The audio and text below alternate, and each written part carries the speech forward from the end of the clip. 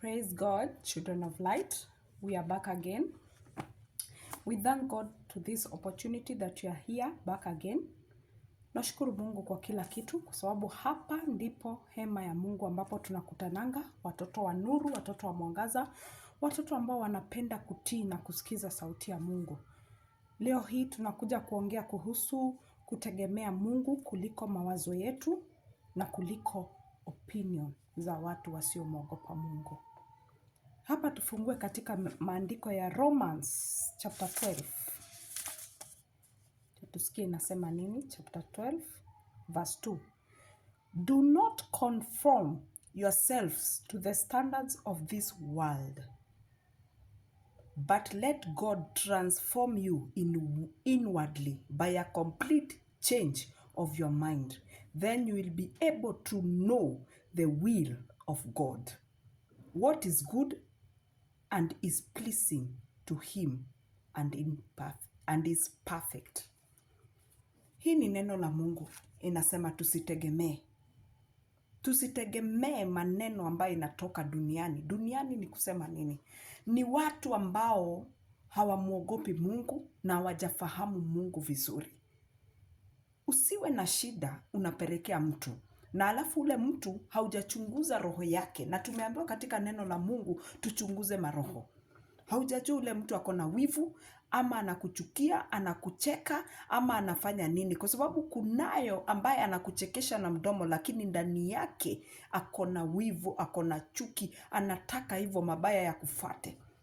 Ni vizuri tuelewe ya kwamba ni nani tunafungulia uchungu kwa roho zetu. Ni nani tunapatia siri. Hapa ndo unasikia Mungu anatuambia vizuri hapa. Do not conform yourselves to the standards of this world. Usijaribu. Don't do that. Just tell God.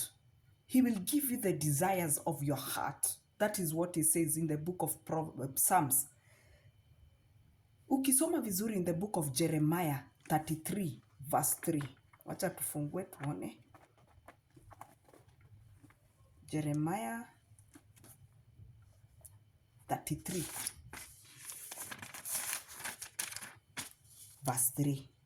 Call to me and I will answer you. Hapa umesikia mtu uite mwanadamu. Hapa umesikia uite mama yako, umesikia uite baba yako, umesikia uite ndugu yako, umesikia uite watu wa dunia ama opinion zao ama kile wanafikiria.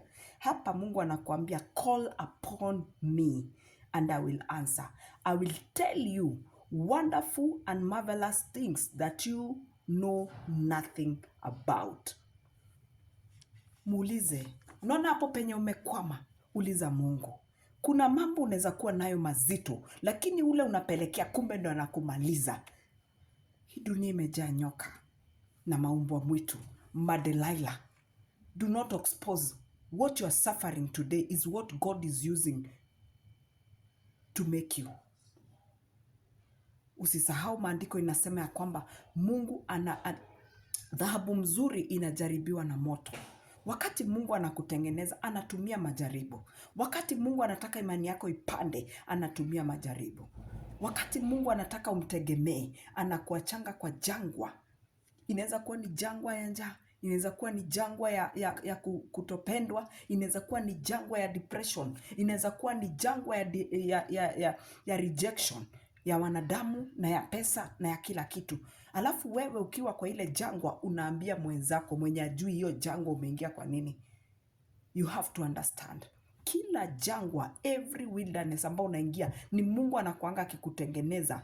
Kuna maandiko inasema I want you to be my battle axe. And he said, kuna maandiko anasema ya kwamba I am training your hands for battles and for war. Kwa sababu Mungu anakutrain. Wakati anakutrain, stop exposing what you are going through. Yesu alijitenga. Tuangalie vizuri kwa maandiko. Akasema ya kwamba alienda akapiga magoti, akatoa jasho la tone la damu. Alikuwa anaongea na Mungu. Hakuna mahali Yesu alikuwa anaongea na watu anawaambia, unajua mimi napitia, unajua I am going through this, ninapitia kikombe cha uchungu. Hiyo kikombe Yesu alipelekea Mungu. Chukua hiyo kikombe, hiyo shida uko nayo, patia Mungu. Hapa maandiko inasema vizuri in the book of Jeremiah 33 verse 3, call to me, call to me. Mungu anasema tumuite, call to me and I will answer you, I will tell you wonderful and marvelous things that you know nothing about.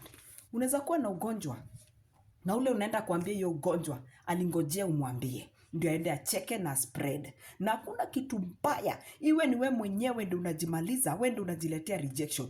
Ukipea mtu mmoja neno na huyo mtu hakutakii na kuna wengine hawakutakii, you will be spreading rejection. Ni vizuri know when to speak. In the book of James inasema ya kwamba be slow to speak, be slow, be quick to listen and slow to become angry. Ni vizuri uelewe, Mungu anakuambia uwe mwepesi wa kusikiza, lakini usiwe mwepesi wa hasira na wa kuongea. Kwa sababu unaweza ongea, haujui ni nani unaopenia. Maybe ni yeye anafunganga maisha yako, ni yeye anaendanga anapeleka maisha yako vile inakaa. Na kwa sababu Mungu ni mwaminifu na anakujua tangu ulipokuwa kwa tumbo la mama yako, na akasema nimekuchagua uwe nabii, uwe ukitafsiri, ukitabiri,